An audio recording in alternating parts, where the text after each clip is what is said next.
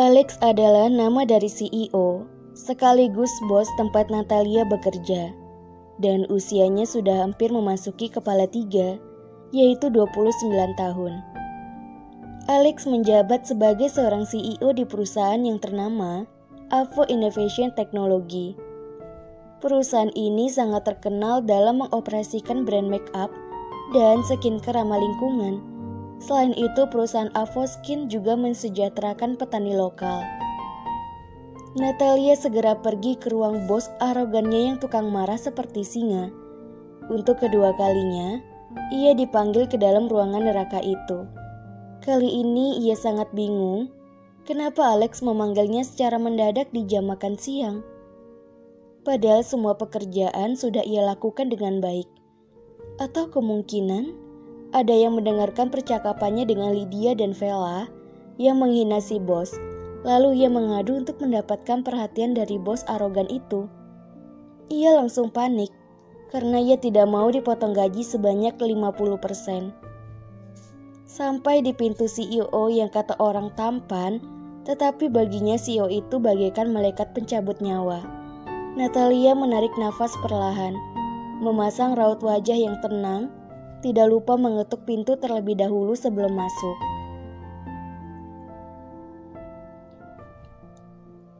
Tok, tok, tok. Masuk, titah Alex. Ceklek. Selamat siang. Permisi pak, bapak manggil saya. Tanya Natalia basa-basi. Bosnya berdiri di depan meja dengan tangan yang dilipat di bagian dada, serta tatapan seperti akan menerkam mangsanya. 5 menit waktu saya terbuang sia-sia hanya demi nungguin kamu, protes Alex. Dialah manusia yang paling menyebalkan di dunia ini. Dasar kepala batu. Semoga saja Tuhan segera memberikan dia hidayah, batin Natalia. Kepala batu adalah panggilan baru atau panggilan kesayangan dari Natalia untuk bosnya yang paling menggemaskan. Alasan kepala batu karena Alex memiliki watak yang keras, wajah datar dan arogan. Secuil senyum pun tak pernah ia berikan. Walaupun bersama klien penting, sepertinya ia enggan untuk tersenyum. Kamu masih punya telinga? Ujar Alex kesal, karena Natalia menatap ke satu titik dengan tatapan yang kosong. Maaf pak, Natalia menundukkan kepalanya. Kamu masih mau kerja atau enggak di perusahaan saya? Tanya Alex meninggi. Maksudnya bapak? Tanya Natalia bingung. Kamu sama sekali tidak berguna. Bikin laporan yang semudah ini saja kamu banyak salah. Makanya, kalau kerja tuh ya kerja, jangan ngerumpi. Keluh Alex sembari melemparkan berkas ke arah Natalia.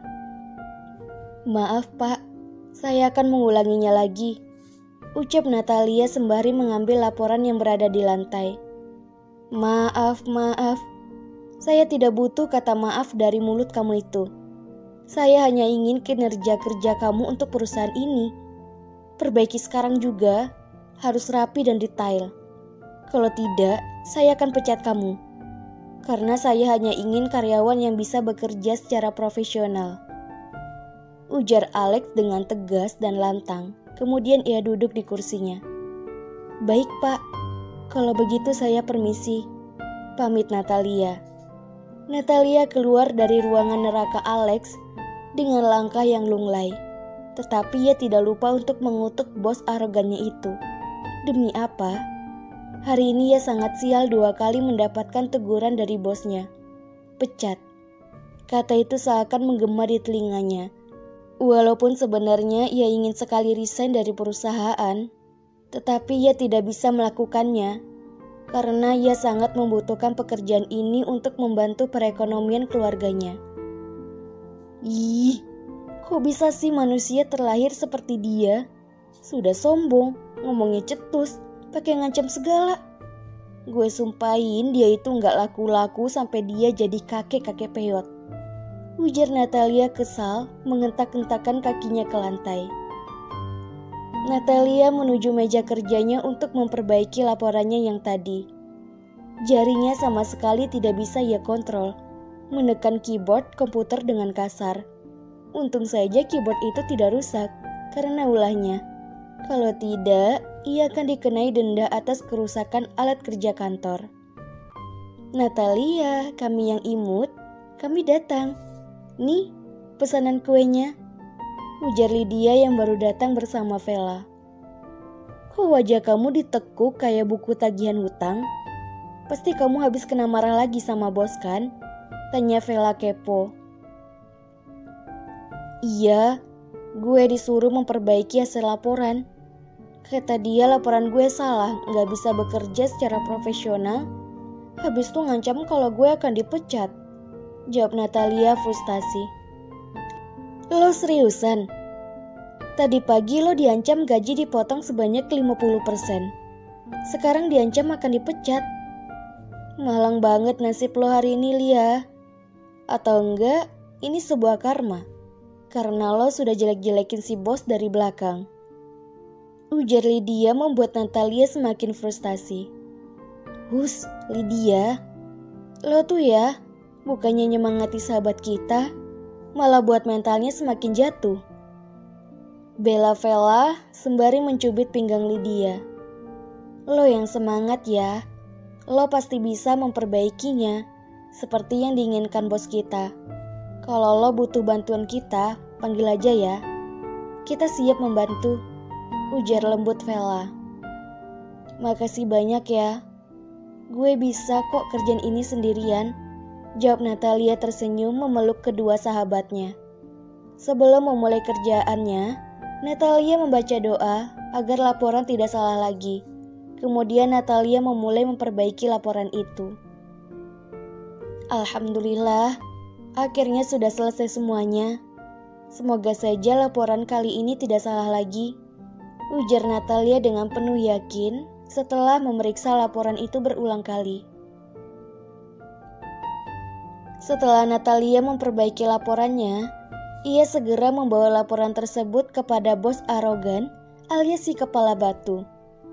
Sebelum mengetuk pintu, Natalia menenangkan dirinya dan berdoa supaya ia diberi kesabaran untuk menghadapi Alex, apalagi mendengarkan ceramahnya nanti. Setelah ia yakin lahir dan batin, barulah ia mengetuk pintu tersebut. Tok, tok, tok. Masuk, titah Alex. Ceklek. Permisi pak, ini laporannya sudah saya perbaiki, ucapnya dengan sopan. Padahal di dalam hatinya ia ingin sekali memukul kepala Alex. Taruh saja di atas meja, balas Alex dengan muka datarnya, sembari menyeruput secangkir kopi di tangannya. Natalia meletakkan laporan di atas meja sesuai dengan perintah dari Alex. Sesekali juga ia melirik wajah Alex. Dia enak-enakan minum kopi, sedangkan gue makan saja gak tenang. Wajah jelek saja merasa sok ganteng. Orang yang berani muji dia tampan, mungkin karena matanya katarakan. Gumam Natalia di dalam hati. Ada lagi yang bisa saya kerjakan sekarang, Pak?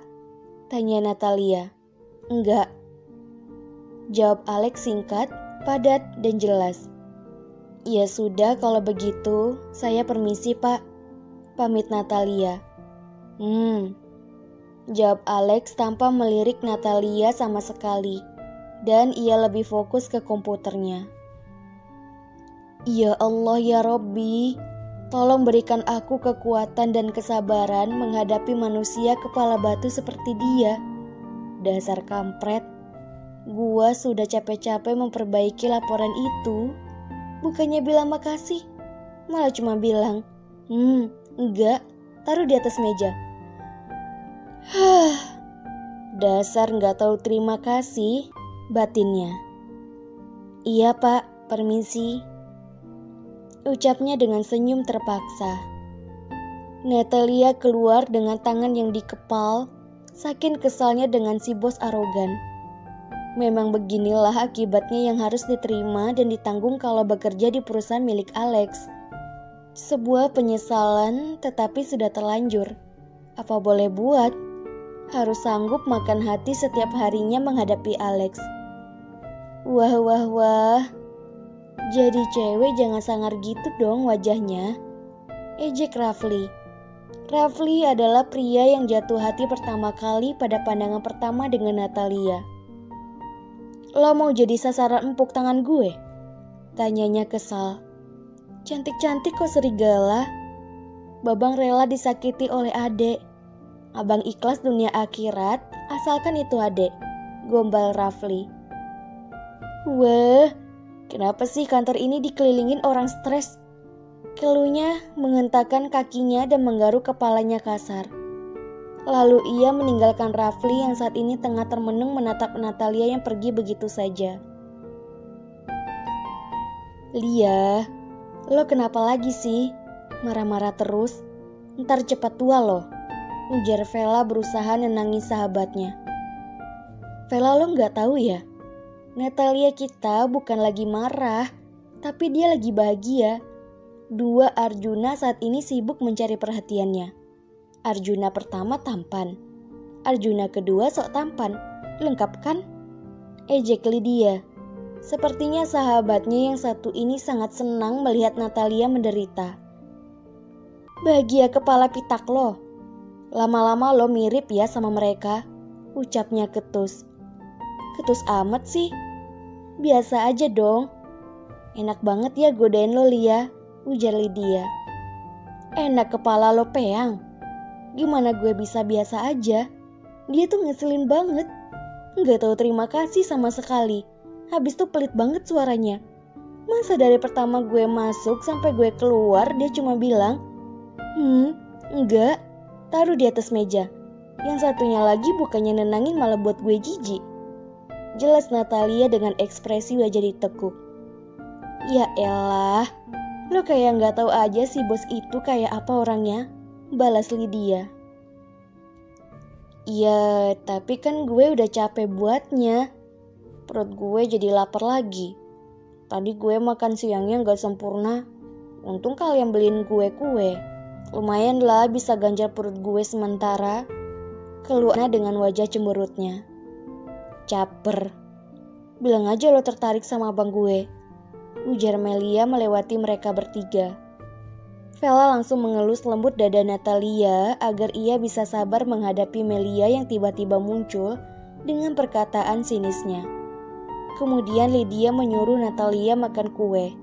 Setelah itu mereka kembali melakukan tugas masing-masing dengan serius dan fokus. Tetapi ya namanya mereka, mana bisa serius. Biasalah, namanya perempuan paling hobi menggosip. Waktu semakin berjalan dan jarum pendek menunjukkan pukul 8 malam. Yang berarti jam kantor sedari tadi sudah selesai. Hari ini semua karyawan lembur, makanya pulangnya agak kemalaman. Semua karyawan beres-beres untuk bersiap pulang ke rumah masing-masing. Hai novelers yang Mimin cintai. Mimin terharu banget, terima kasih banyak ya yang sudah mendukung dan setia mendengarkan novel-novel terbarunya Mimin. Berkat kalian semua, Mimin jadi makin semangat. Mimin terharu banget. Sekali lagi terima kasih banyak ya novelers. Kita kembali lagi nih di episode kedua dari judul novel Mr. CEO is My Husband. Semoga ceritanya tidak membosankan ya. Jangan lupa like, subscribe, dan komen. Selamat menyaksikan. Bersambung.